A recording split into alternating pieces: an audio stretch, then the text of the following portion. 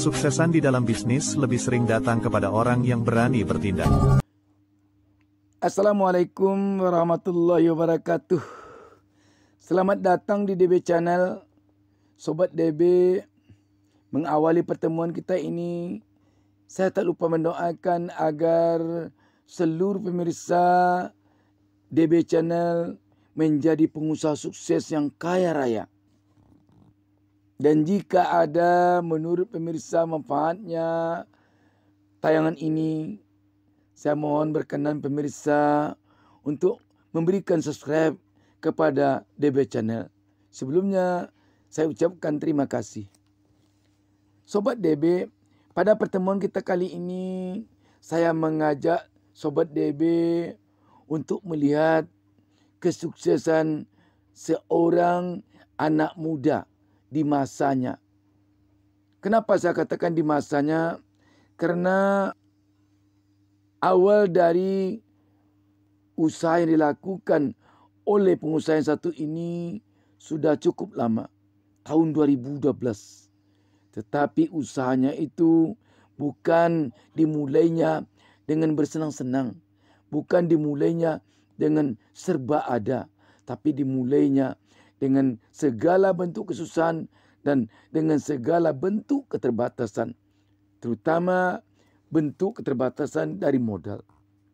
Dia adalah Muhammad David Octavian. Usahanya yang berkembang pesat, usaha permak jeans kelas atas. Usia muda berlatar belakang keluarga sederhana bukan berarti pintu sukses tertutup rapat. Dengan modal tabungan di masa remaja dan pengalaman menjajaki bisnis tanpa modal, David sukses membangun usaha permak khusus jin branded premium di usia 22 tahun. Langganannya kelas atas, bisa mengantongi 35 juta setiap bulannya David Octavian dari usahanya ini. Menabung uang serta memupuk pengalaman bisnis di usia belia tidak sia-sia bila dilakukan dengan sepenuh hati, seperti yang dilakukan oleh David Octavian. Kerja keras dan komitmennya mendatangkan hasil yang demikian mengagumkan baginya. Hasilnya adalah kesuksesan seperti yang sudah dijalani pemuda berdarah Betawi Muhammad David Octavian ini. Berasal dari keluarga sederhana, David sudah membiasakan diri untuk mandiri dan mencari uang tambahan dengan berbisnis kecil-kecilan sejak duduk di bangku SD.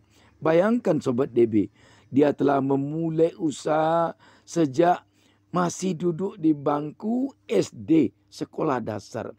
Kini kerja keras dan hasil tabungannya itu sudah membawa dirinya menjadi pengusaha sukses di usia yang baru menginjak 22 tahun. Sobat DB, kita lanjutkan tentang kisah dari David Octavian. Anak kedua dari pasangan Wawan Wahyudin dan Kokoy Rukoyah ini dikenal sebagai pebisnis muda sejak ia membangun satu-satunya permak khusus jin branded di Indonesia. Jakarta Gin House JJH, nama perusahaannya. Namun kesuksesan bisnis yang dijalaninya tidaklah semudah membalikkan telapak tangan. Seperti saya kemukakan di depan tadi, dia berjuang mulai dari bawah. Berjualan gelang rajutannya sendiri, menjual jaket, penyedia jasa percetakan, sampai menjajakan pakaian di kampus dia lakoni. Dari SD saya sudah mulai berbisnis kecil-kecilan, mengumpulkan kabel-kabel radio mobil tempat ayah saya bekerja. Kemudian kabel tersebut saya simpulkan jadi gelang dan saya jual. Ketika SMP saya banting setir dengan bisnis tanpa modal sama sekali, yaitu menjalani pembuatan jaket angkatan sekolah dan baju bola. Itu keterangan dari David. Memasuki masa SMA, kehidupan makin terasa berat bagi David. Pada saat SMA itulah masa paling sulit bagi saya. Saya harus melewati keseharian dalam pergaulan dengan teman-teman yang cukup tinggi taraf sosialnya. Kadang-kadang saya ingin sekali seperti teman-teman saya. Ingin minta uang sama mama saya buat jajan dan nongkrong seperti mereka. Namun saya berpikir itu bukan solusi. Dan saya terus bertahan dengan bisnis membuat brosur, pamflet, poster, spanduk untuk acara-acara pensi sekolah. Papar David kepada majalah El Sinta. Beratnya mengalami masa SMA membuat David berpikir untuk tidak kuliah. Baginya kuliah hanya akan menjadi beban bagi kedua orang tuanya. Namun keinginan orang tua sangat kuat untuk tetap menguliakan David walaupun sang ayah hanya bekerja di bengkel mobil dengan ibunya hanya sebagai seorang penjaga toko.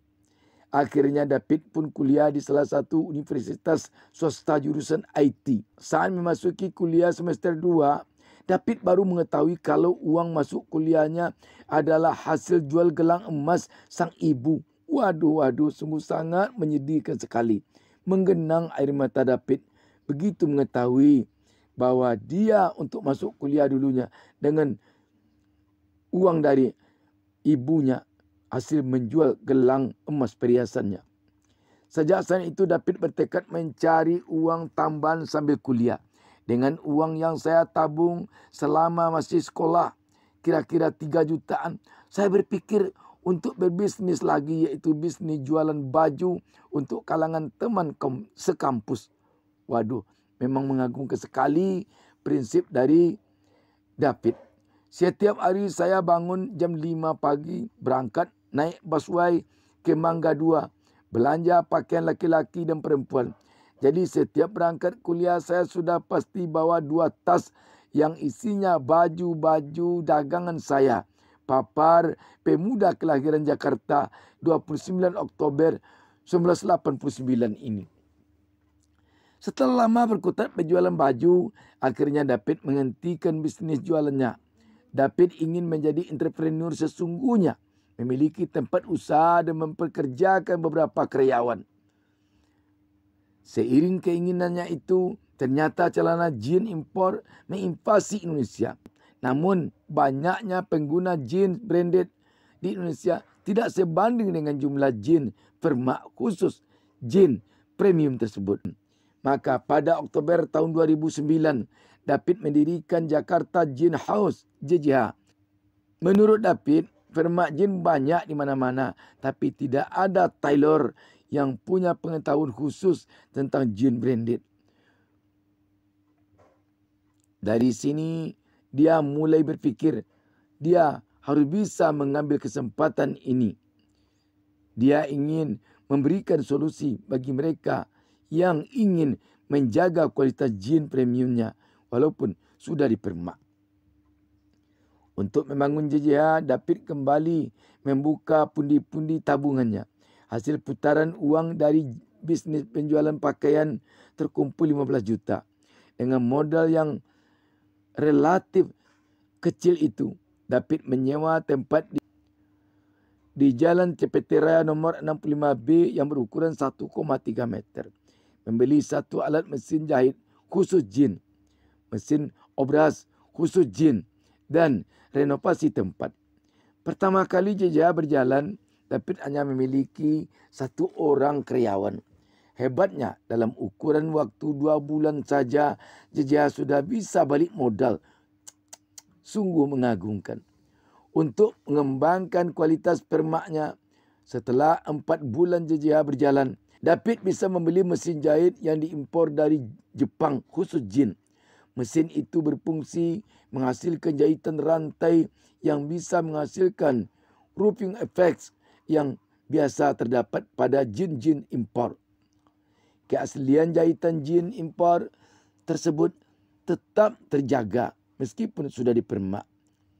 David yakin kalau di Indonesia belum ada yang memiliki mesin seharga 35 juta ini selain JJH. Kualitas permak yang dihasilkan membuat JJH menjadi pusat permak jeans premium terbaik se-Indonesia, bahkan se-Asia waktu itu. Seiring berkembangnya JJH, pada bulan ke-8 JJH pindah lokasi kebangunan yang lebih luas dan representatif di Jalan CPT Raya nomor 3A. Di tempat ini order permak semakin membanjir. Pelanggan JJH tidak hanya datang dari warga Jakarta saja, namun dari luar kota, bahkan luar negeri seperti Australia, Singapura dan Malaysia. JJH juga sudah mempunyai 2 cabang di Mall FX, Senayan lantai 6 dan Senayan City. Keberadaan JJH di lingkungan mall makin meyakinkan pelanggan bahwa kualitas permak jin JJH sudah masuk kelas eksklusif. Memiliki 3 toko dan mempekerjakan 8 karyawan, setiap bulannya JJH mengerjakan 500 sampai 600 tanah jeans impor untuk dipermak. Harga permak berkisar antara Rp17.000 sampai Rp120.000.